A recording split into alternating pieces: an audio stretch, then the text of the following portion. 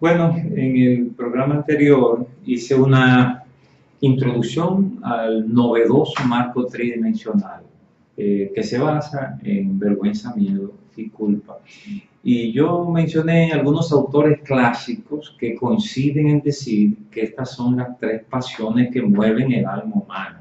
Les hablé de Otto Fenikel, un psicoanalista, discípulo de Freud, que él dice que vergüenza, miedo y culpa son los sentimientos que provocan un mecanismo de defensa. Les hablé de Franz Alexander, uno de los pioneros de la medicina psicosomática, que dice que precisamente esos tres sentimientos son responsables de causar enfermedades psicosomáticas.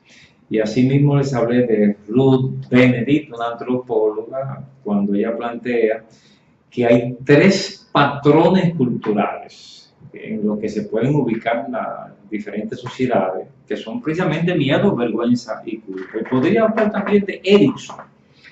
Erickson, conocido en psicología, discípulo de Freud, él habla de las etapas del desarrollo. Y Erickson dice que en la primera etapa el individuo se puede quedar marcado por el sentimiento de miedo, que él llama desconfianza básica, pero es miedo.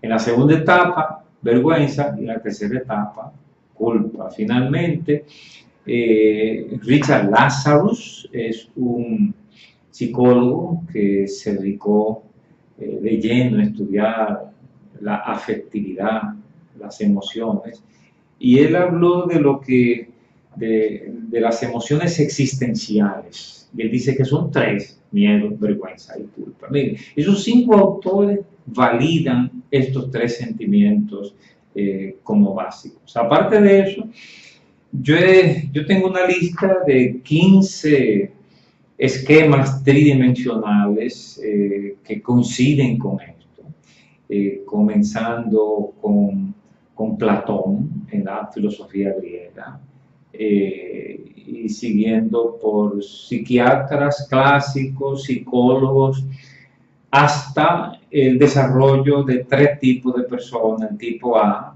que tiene que ver con miedo, porque es una persona acelerada, impulsiva.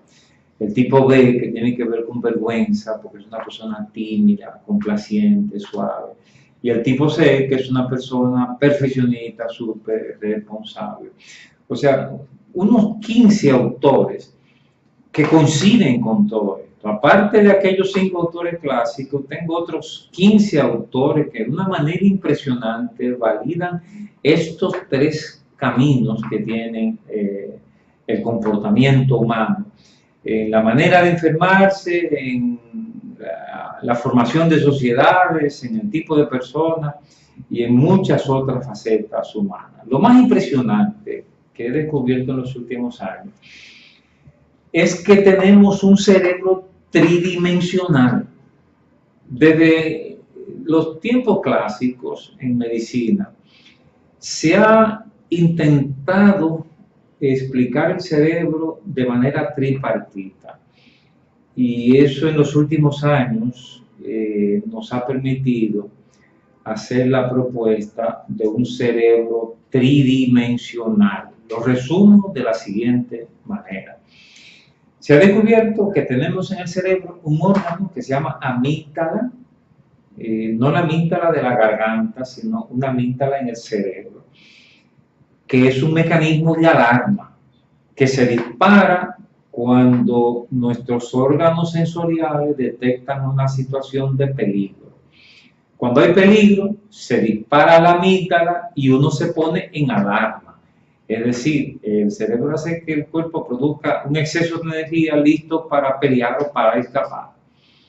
Pero ahí también, el cerebro tiene también un centro de culpa. Aquí detrás de la frente hay un centro que, si se lesiona, la persona se convierte en un antisocial, un irresponsable, una persona que no se somete a reglas. Eso está probado por muchas experiencias.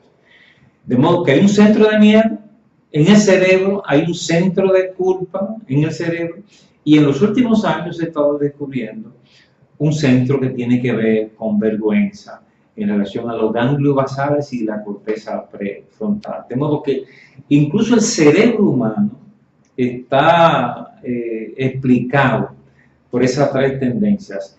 Un cerebro que es como si fuera un centro de alarma, otro cerebro que es como si fuera un centro de búsqueda del placer, y que cuando no sentimos placer sentimos vergüenza, malestar, y otro cerebro que es un centro de control, o sea, alarma, búsqueda del placer y control. Esos son los tres cerebros que explican el comportamiento humano.